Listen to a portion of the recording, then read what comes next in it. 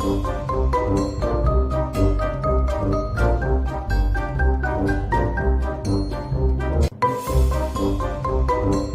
10th class students, देखो today I am going to start with the chapter number 5 which is arithmetic progression. तो उसमें क्या है, उसमें अर्थमेटिक प्रोग्रेशन होता क्या है? अर्थमेटिक प्रोग्रेशन होता है that arithmetic progression is a list of the numbers in which each term is obtained by adding a fixed number to the preceding term except the first term। तो देखिए first term मान लो ले लिया हमने D, अब इन सब में जुड़ रहा है डी। देखो ये डी जुड़ा ए प्लस डी हुआ, ये डी जुड़ा ए प्लस 2d हुआ, ये डी जुड़ा ए प्लस 3d हो गया। तो सभी का कॉमन डिफरेंस आ रहा है डी। तो जब हम इस टर्म में से इसको घटाएं, इसमें से इसको घटाएं, इसमें से इसको घटाएं, तो सेम नंबर आता हो, कॉमन डिफरेंस सेम आता हो, तो वो होती है हमारी एपी। राइट बेटा? तो और अगर हमें जो है ना फर्स्ट टर्म पता है, मान लो देखो फर्स्ट टर्म पता है ए और कॉमन डिफरेंस पता है ये है हमारी फर्स्ट टर्म, और कॉमन डिफरेंस पता है मान लो वो है डी, तो हम एपी बना सकते हैं। कैसे बनाएंगे देखिए जरा, बड़ा आसान है। ए, फिर ए में डी जोड़ा ए प्लस डी, फिर इसमें डी जोड़ा ए प्लस 2d, फिर इसमें डी जोड़ा ए प्लस 3d। देखो डी जुड़ता जा रहा है और ये बन गई हमारी एपी।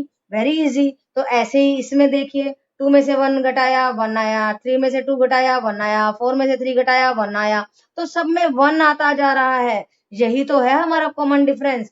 तो ये कॉमन डिफरेंस प्लस भी हो सकता है, नेगेटिव भी नंबर हो सकता है, यानी कि घटता भी चला जाए। मान लो इसी को उल्टा लिख दे, मान लो बेटा 6 5 4 3 2 1, ये घटता जा रहा ना, यहाँ पे भी -1 आया, और देखो ये -1, यहाँ भी -1, ये भी -1, ये भी -1 और ये भी -1। तो ये कॉमन डिफरेंस प्लस भी हो सकता है, प्लस तो यहाँ पे आ रहा है, माइनस जो है यहाँ पे आ रहा है, और जीरो भी हो सकता है। जीरो होगा तो क्या होगा, कुछ जुड़ेगा ही नहीं। देखो 1 1 1 1 1 ऐसे ही लिख सकते हैं, 5 5 5 5 ऐसे इनफाइनाइटली हम 5 लिख सकते हैं।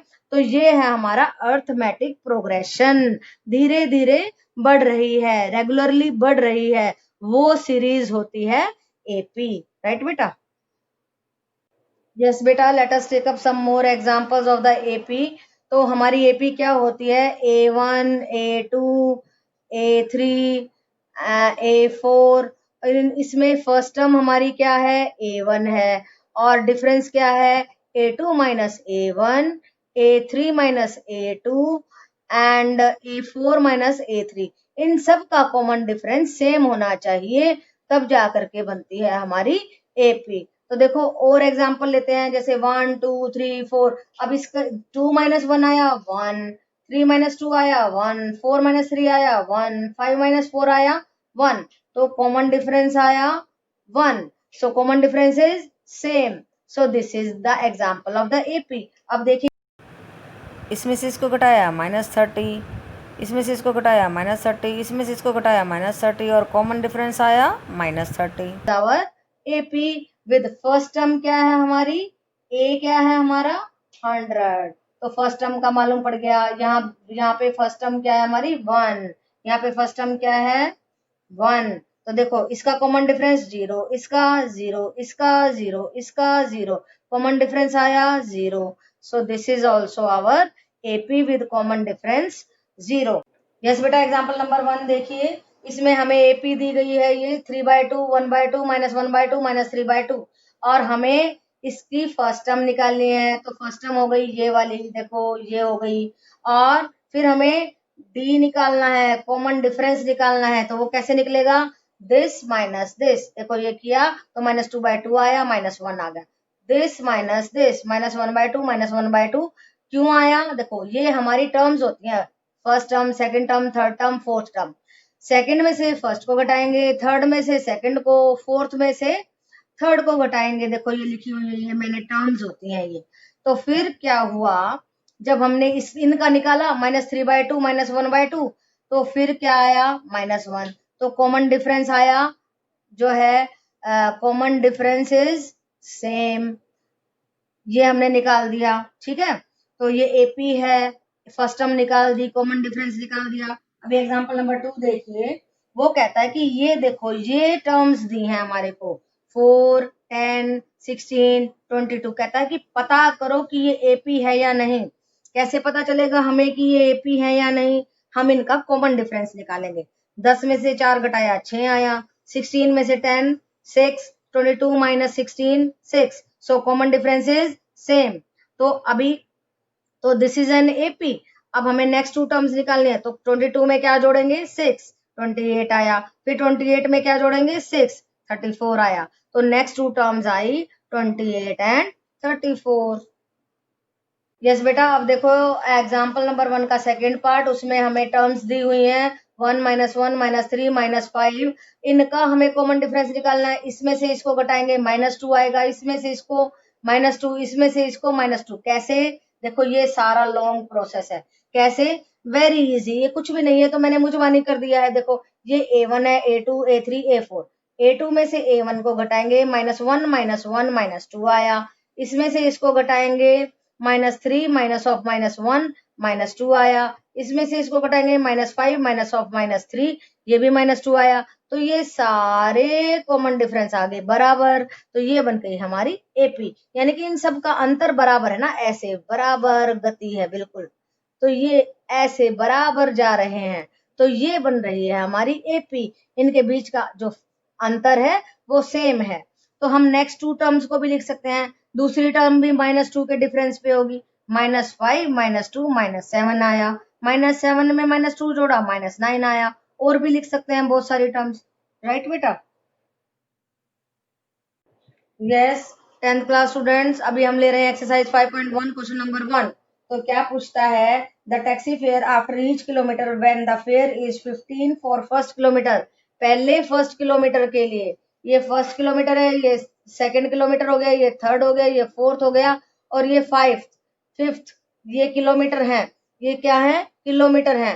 तो पहले किलोमीटर के लिए 15 था, फिर 8 बढ़ गया 23 हो गया, फिर 8 बढ़ गया 31 हो गया, फिर 8 बढ़ गया 39 हो गया, फिर 8 बढ़ गया तो कितना हो गया 47। तो देखो क्या नंबर बने, कितना जो है कॉस्ट बनी ना, वो फेयर बना, किराया हर किलोमीटर के लिए बढ़ता गया ना। तो पहले किलोमीटर के लिए 15, फिर 23, फिर 31, फिर 39, फिर 47। इन सब का डिफरेंस कितना है, कॉमन डिफरेंस कितना है 8। हर किलोमीटर पे 8 जो है फेयर बढ़ता जा रहा है। तो ये क्या बन गई, ये एपी बन गई। यही हमें देखना है कि ये हमें स्टेटमेंट सम दिए हुए हैं, इनमें समझ के हमने देखना कि पहले किलोमीटर के लिए इतना था, फिर 8 8 8 8 बढ़ता गया, और तो ये क्या बन गई एपी। ये कह रहा है बताओ कि ये एपी बनती है या नहीं, तो हमने बता दिया। अगले में बोलता है the cost of digging a well after every minute of digging when it cost 150 for the first metre. पहला मीटर है ये देखो, first metre, second metre, third metre, fourth metre. तो पहले मीटर के लिए 150 रुपए देने पड़ते हैं, फिर दूसरे मीटर के लिए 200, फिर क्योंकि 50 बढ़ते जा रहे हैं ना, फिर तीसरे मीटर के लिए 250। तो हमारी एपी बन गई 150, 200, 250, 300, 350, 50 50 बढ़ता जा रहा है। कॉमन डिफरेंस क्या है हमारा 50। तो ये हमारी क्या बन गई, एक एपी बन गई। यस बेटा, देखो पिछला क्वेश्चन था फर्स्ट का थर्ड पार्ट, उसको मैंने सेकंड लिख दिया था गलती से। फर्स्ट का सेकंड पार्ट अभी ले रहे हैं हम यहाँ पे, देखो जरा।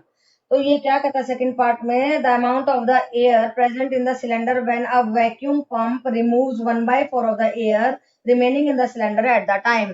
तो इसने हमें एयर नहीं दी है, कह रहा है हर बार 1/4 घट रही है। तो मान लो हमने ले ली टोटल एयर 5/4 लेट, ठीक है। तो मैं तुम्हें बता रही हूँ कि किस तरीके से होगा। तो हर बार घटती जा रही ना 1/4, फिर 1/4 माइनस, फिर -1/4।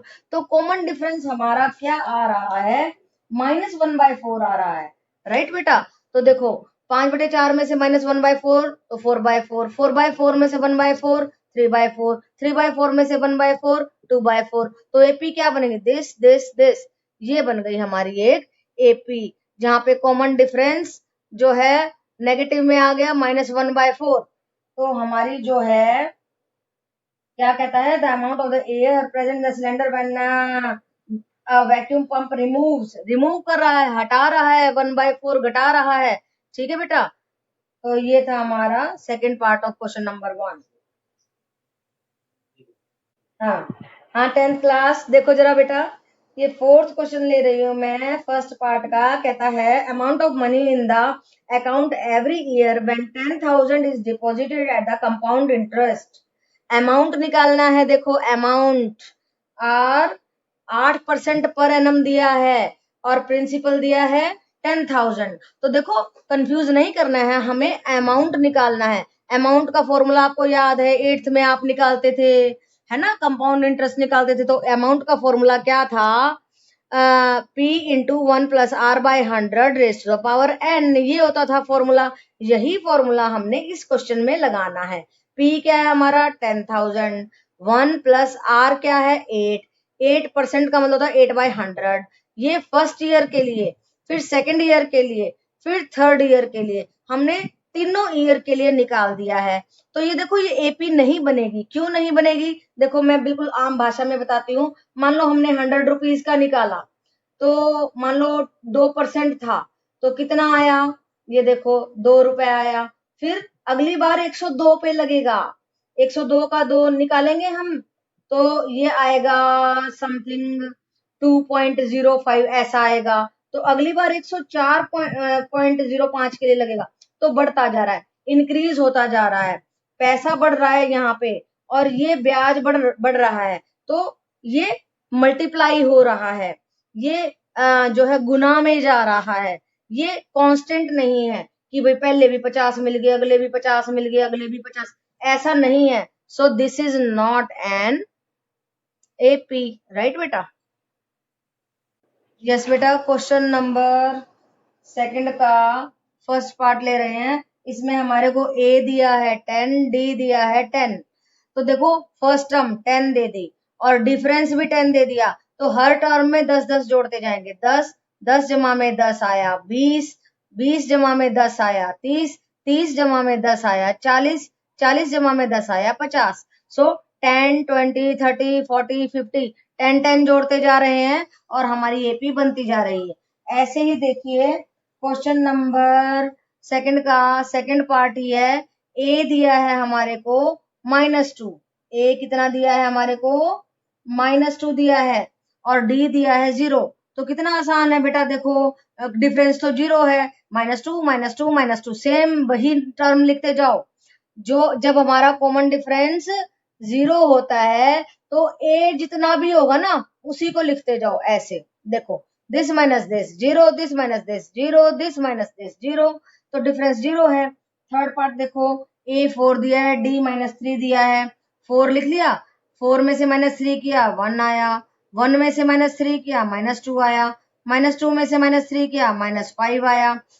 हाँ बेटा, सेकंड का फोर्थ पार्ट -1, डी था 1/2। जब इसमें इसको ऐड किया तो -1/2 आया, जब इसमें इसको ऐड किया तो 0 आया, फिर ऐड करेंगे तो 1/2 आया, फिर से 1/2 ऐड किया तो 1 आया। तो ये बन गई हमारी एपी। तो हमने जब हमारे को ए दिया है, डी दिया है, तो हमने एपी बनाना सीखा कि कैसे एपी बनाते हैं, राइट बेटा। क्वेश्चन नंबर सेकंड का फिफ्थ पार्ट देखो बेटा, ए दिया है ये, डी दिया है ये, तो ए हमने यहाँ पे लिख लिया। जब इस ए में इस डी को जोड़ेंगे तो आ जाएगा -1.50, फिर -1.5 में 0.25 जोड़ेंगे तो आ जाएगा -1.75, फिर से 0.25 जोड़ देंगे तो क्या आ जाएगा -2.0।